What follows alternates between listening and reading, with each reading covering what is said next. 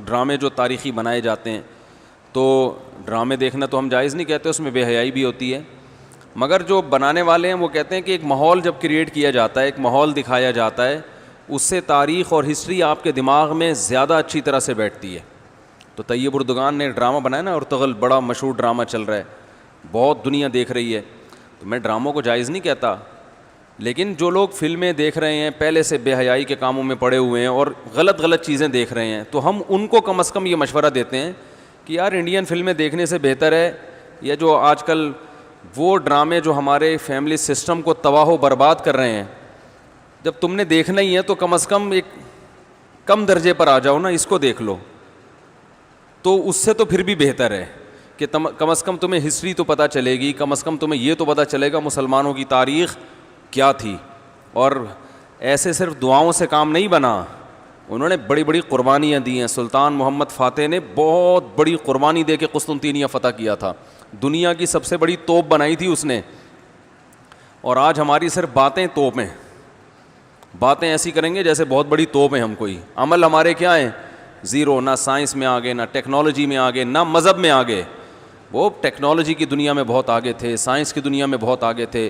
سلطان محمد فاتح نے جب قسطنطینیہ کو فتح کرنے کا ارادہ کیا، استنبول کو، نبی کی پیش گوئی تھی کہ میری امت میں جو طبقہ استنبول جو فتح کرے گا نا وہ جنتی ہے، تو صحابہ کے دور سے کوششیں ہو رہی تھیں، اور استنبول میں 1000 سال سے خلافت قائم تھی عیسائیوں کی، اور اسے کوئی فتح کر نہیں سکتا تھا۔ ابو ایوب انصاری رضی اللہ تعالیٰ عنہ گئے، وہ نہیں فتح کر سکے، ان کی قبر وہیں بنی، بڑے حملے ہوتے رہے، اتنی چوڑی دیوار میں نے خود دیکھی ہے، اس کی میں نے ویڈیو بھی بنائی تھی، اور اتنی لمبی دیوار شہر کے گرد کہ اس کو ناممکن اسباب کی دنیا میں، ایئر اٹیک تو ہوتے نہیں تھے نا اس زمانے میں، جانا تو پیدل فوج نہیں تھا، جائے گی کہاں سے بھائی، چڑھے گی کیسے اس پہ، سیڑھیاں لگا کے جو چڑھتے تو اوپر انہوں نے گرم تیل گرم ہوتا تھا، اس کے دیگ رکھے ہوئے ہوتے تھے، تو وہ دیگ الٹتے تھے تیل ڈال کے، کوئی چڑھ نہیں سکتا تھا، بہت زبردست ڈیفنس تھا، کوئی میلی آنکھ اٹھا کے دیکھ نہیں سکتا تھا، اور جتنی لڑائیاں ہوئی سب ناکام ہوئی تھیں۔ سلطان محمد فاتح نے کہا بھائی نبی نے خوشخبری دی ہے، ہم فتح کر کے چھوڑے گا۔ پھر وہ مشہور واقعہ ہے، اس نے کیا کیا کہ خشکی میں کشتیاں چلا دیں، سارے جانور راتوں رات ذبح کیے، ان کی چربی پگھلا کے پتھروں پہ بچھائی گئی ہے، اس پہ سمندری جہاز بٹھا کے، وہاں میں جب ترکی میں گیا ہوں تو اب دیکھو یہ چیز کتابوں میں بھی بتائی جا سکتی تھی نا، لیکن وہاں طیب اردگان نے کیا کیا ہے، میوزیم بنائے ہیں، ان میں یہ پورا منظر دکھایا جاتا ہے، خدا کی قسم ایسا ایمان بڑھتا ہے کہ چیخیں مارنے کا دل کرتا ہے، ایسی جو علماء بھی گئے ہیں نا، بنوری ٹاؤن کے ایک شیخ الحدیث گئے تھے، وہ کسی نے بتایا وہ رو رہے تھے چیخیں مار مار کے، جو جاتا ہے یہ منظر ہوتا ہے، وہ جب دکھاتے ہیں نا اپنی آنکھوں سے، بھائی کیا منظر، اور کیسے وہ کشتیوں کو راتوں رات خشکی پہ لے کے چلے ہیں، اور خشکی پہ لے جا کے پیچھے سمندر میں اتارا، اور سامنے سے بھی اٹیک اور پیچھے سے بھی اٹیک۔ انگریزوں نے لکھا ہے، گوروں نے ہسٹری میں، کہ یہ اسباب کی دنیا میں ممکن نہیں ہے، بہت بڑا کارنامہ انہوں نے سر انجام دیا، اور راتوں رات۔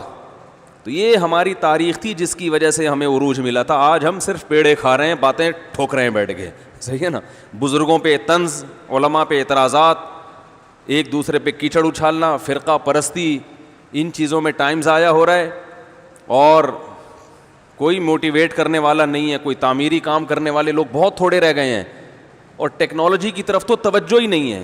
یونیورسٹی میں جو لڑکا مذہب پہ چلتا ہے، سب کی بات نہیں کر رہا، ایجوکیشن میں سب سے پیچھے وہی ہوتا ہے، عام طور پہ اسی کی شکایتیں آ رہی ہوتی ہیں، یہ چونکہ نمازی ہے لہذا نمبر سب سے کم اس کے آتے ہیں، نمازی کے نمبر تو زیادہ آنے چاہیے بھائی، جو تبلیغ میں وقت لگاتا ہے اس کو تو ایجوکیشن میں زیادہ آگے ہونا چاہیے، یہ تو ہمارے مذہب کا حصہ ہے۔ صحابہ کرام نے جو ملکوں کے ملک فتح کیے، اور جو ہمارے تاریخ میں فاتحین ملتے ہیں، سب سے پہلا بحری بیڑا حضرت معاویہ نے بنایا ہے، سمندر پہ سب سے بڑی فوج جو اس وقت اتاری ہے وہ کس نے اتاری ہے؟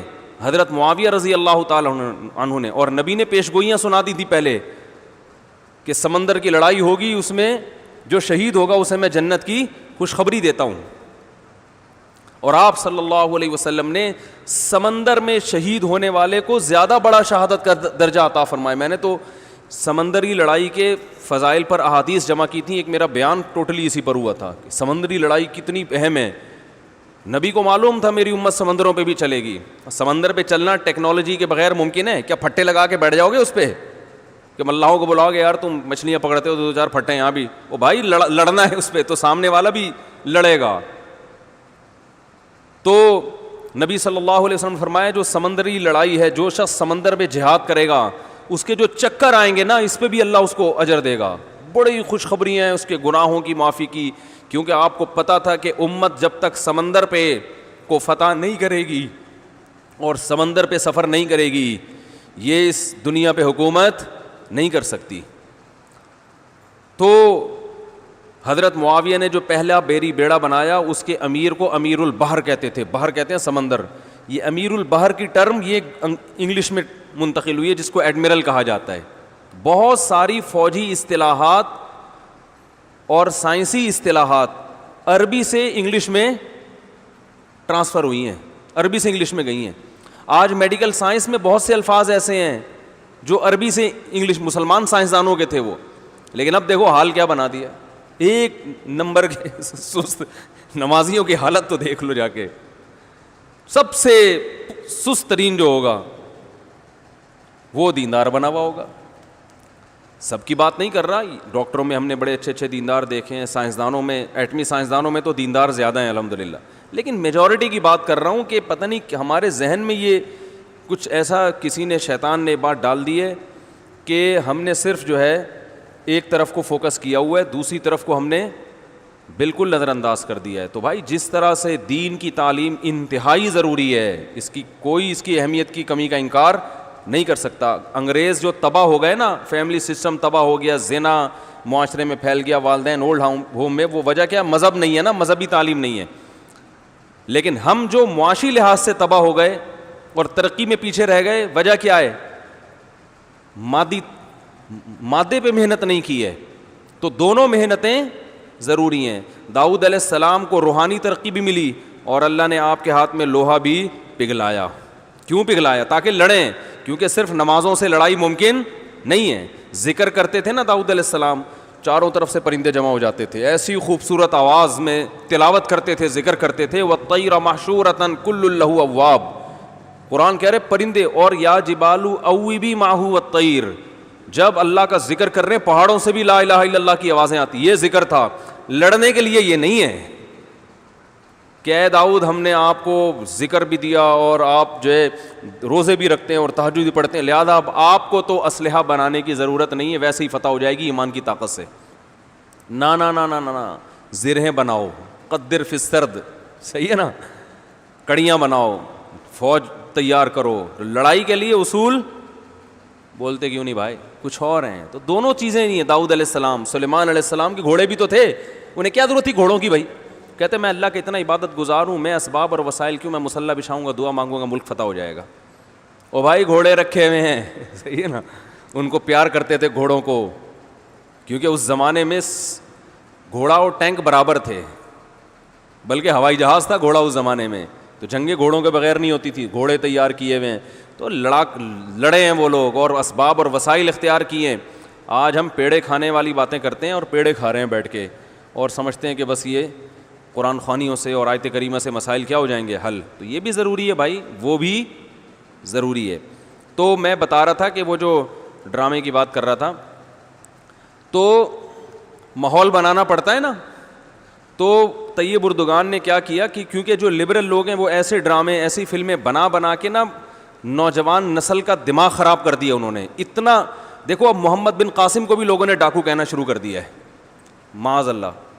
وہ شخص جو سندھ میں اسلام لانے کا ذریعہ بنا, اگر وہ ڈاکو تھا تو اس سندھ میں اسلام کون لے کر آیا؟ انگریز کہے گا تمہارے تو اسلام, جو بر صغیر میں اسلام آیا سندھ کے راستے سے, سندھ کو تبھی باب الاسلام کہا جاتا ہے نا. بر صغیر میں اسلام کہاں سے آیا ہے؟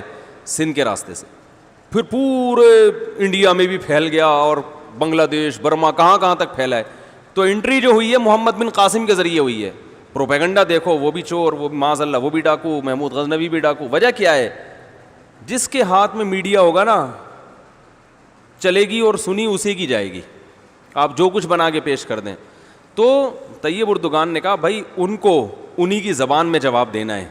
ناول لوگ نہیں پڑھتے, رسالے نہیں پڑھتے لوگ, تو نوجوان طبقہ فلمیں ڈرامے دیکھتا ہے. تو اس نے کہا ڈرامہ بناؤں گا, اور ایسا بنا کے دکھایا کہ آج رپورٹیں یہ آ رہی ہیں بہت سے غیر مسلم مسلمان ہو چکے ہیں. تو میں عام لوگوں کو وہ ڈرامہ دیکھنے کا مشورہ نہیں دیتا, اس میں عورتیں بھی ہیں اور کچھ کہا جاتا ہے, میں نے نہیں دیکھا وہ ڈرامہ, بے حیائی کے مناظر بھی ہیں, لیکن میں ان لوگوں کو جو غلط چیزیں دیکھ رہے ہیں ان سے کہتا ہوں یار کچھ دیکھنا ہی ہے تو پھر ادھر دیکھ لو, جو نہیں دیکھ رہے وہ کچھ بھی نہ دیکھیں, وہ پھر اس کے بعد پھر آگے بھی جائیں گے, وہ یہ دیکھ کے پھر وہ ان کو شوق پیدا ہوگا ذرا فلمیں بھی دیکھیں.